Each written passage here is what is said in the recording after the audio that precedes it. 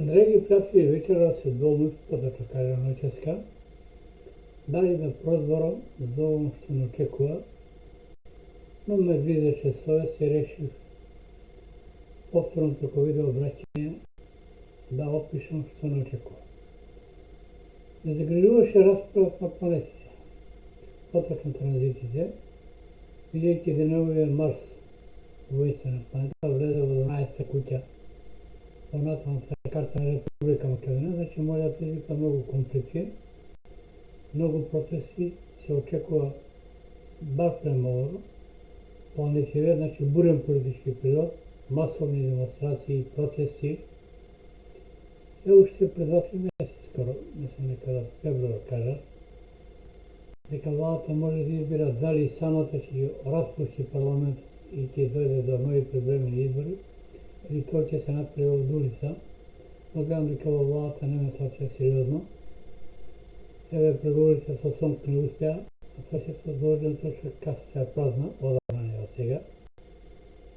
Последните години се одеше на задолжување, но сега нема од каде да се задолжат. Зошто? Никој ќе погледнете со кризата што се случи со Украина, цела Европа е во колапс, ММФ е во колапс, че нема никаде пари, рецесија се почна се веќе најавена и инфлација голема и во Германија, и во САД, секаде. Само ќе потсетам пред 5-6 години изјавата на ММФ, кога зборуваше за кризата во 2008 економската случај, како нешто се случи повторно, ние не ќе можеме на сите земји да помогнем. Што значи дека Македонија и ребаланс на буџетот да се направи и да се побара, мислам да се даде обрзница, тоа ќе биде со високи камати или воопшто нема да не дадат пари, а пари во моментот има само Кина. Ја во многу мои изјави, анализи, како сакате кажете, кажат дека Кина во последните десетина години има повеќе дадено кредити отколку самата ММФ. Ето ова зборува дека нашите политичари недоветни, повторно ќе кажам, носат непромислени потези, особено со противување на руски амбасади, кога Западот е во колапс, не може да ни помогне, а се затвараме за извоз на нашите земјоделски производи, завоз на енергенси, па и пченица се молиме од Србија, а најголем извозник на пченица во Европа е Русија и Украина, но Украина веќе под Русија. Таму не виден пораз. Значи, тоа е специјална војна интервенција која што сака нека збаре, мораше да се влезе, бидејќи Украина беше планирана и самиот Зеленски призна, во неа да се распадне и да се создаде голем Израел. Значи, мојата анализа зборува дека потписот на ова што случува е на Израел, но тоа му е катастрофална работа што ја направи. Путин и Русија памтат кога создаде Октомврската револуција дека беше еврејска, преку Ленин. Самото политбюро тогаш имаше 70% евреи во Октомврската револуција, значи не беше руска. Кој ќе земете Украина, значи владеачката партија, самиот Зеленски, Володимир Зеленски евреј, премиерот евреј и повеќе министри се евреи. И неговата изјава вика од Украина ќе направиме голем Израел. Се плашам дека евреите ќе останат без собствена држава ако продолжат вака. Не случайно они сега не даваат никакви изјави, за да не бидат обвиници за било што. Значи Македонија направи катастрофални грешки со протерувањето на амбасадорите, на дипломатите од руската амбасада. Ја не брана никој не го кажува, бидејќи тоа е војна сила број 1 во светот. Многу пати го цитирав американскиот генерал кој пред 7-8 години изјави дека Русија во моментот е посилна од САД заедно со НАТО со појавата на хиперсонично оружје. Самите ултиматуми, а Путин не се шегува, Путин нема милост, да вригувајќи Украина, преку Украина брани Русија. Зашто ја брани Русија? Добро е позна историята. Самиот Наполеон Бонапарте, кој беше финансиран од банкарскиот картел, значи еврејскиот, Ротшилд и Рокфелер, ја нападна и царска Русија преку Украина. Така и Москва беше запалена, но има среќа што русите не им го вратили ни влево во Париз, но не го запалија Париз. Башка Москва беше запалена од причини што тоа време повеќе беа градбите од дрво. Втората светска војна Хитлер исто така е започна преку Украина. Значи Украина е најболното место, а со облигувањето и собарањето на Украина да влезе во НАТО, Русија автоматски е безпомощна.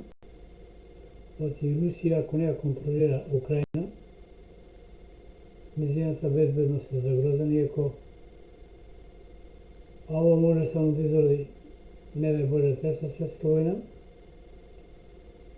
а Путин реши да очисти се, а за разлика Зеленски реши да значи сите украинци да ги жртвува за голем Израел, а од тоа нема ништо да биде. Преку Галица таму кај што се католиците или појаците повеќе,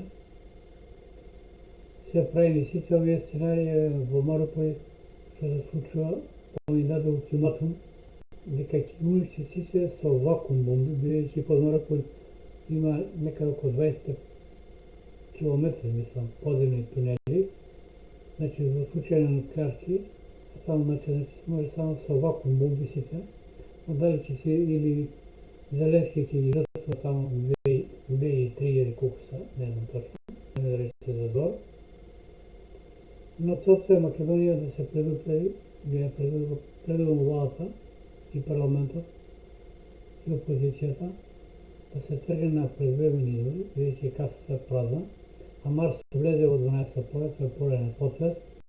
Во моментот гради инконјукција со наталниот Марс, значи втори и четврти степен, може да има конфликти и жртви може да предизвикат. Значи тие процеси може нема да бидат мирни, а и то сега се подготвили големи процеси за 27 април. Владата, ако сака бар нешто да остане од неа и мирно се заврши, најдобро е самата да си поднесе оставка и да дојде до предварени избори. Во спротивно, Господ нека ни на помош, може се и се да се случи.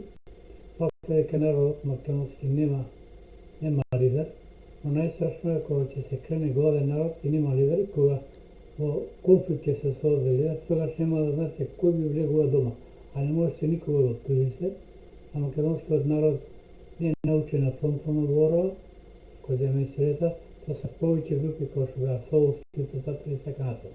Значи ќе влегуваат групи кои тешко ќе се контролираат. Затоа најдобро во овој момент со празна каса, со катастрофални обиди да се менува македонската историја, со оно што ни се дозволува на Бугарија, најдобро е владата да забрани, во спротивно ќе има, не да Боже, крв до корена.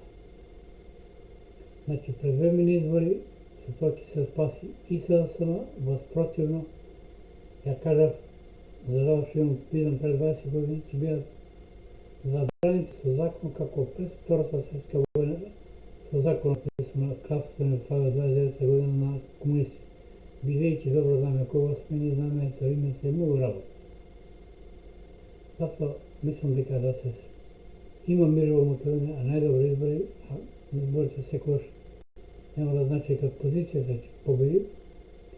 Ако не дадат алтернатива, актуелната власт може ќе понуди пари и се, ама сега за сега мир да има во куќа.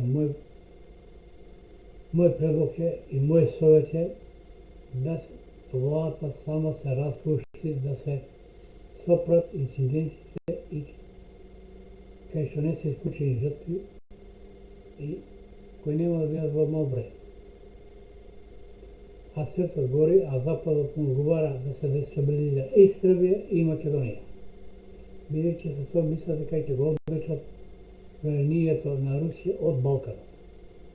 Но потом очекува многу бурен период, памет у глава, трябва да се гледа што се влече.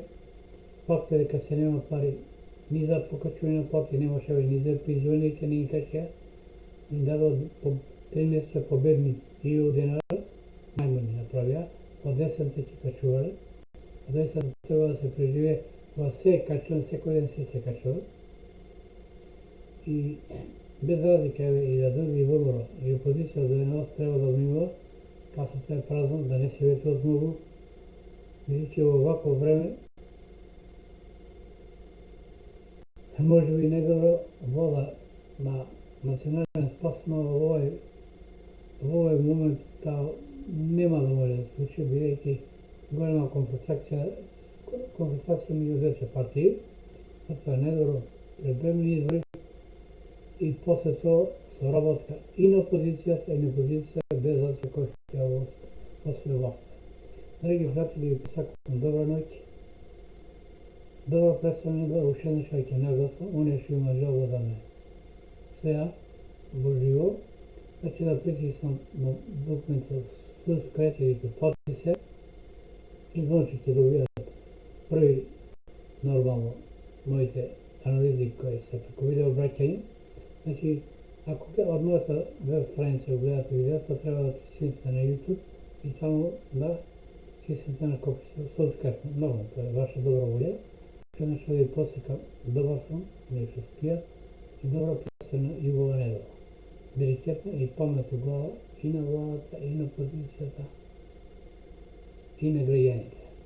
Бурен период не очекува, не ми се допаѓа ова што гледам, не сакам многу да зборам, но тоа е тоа.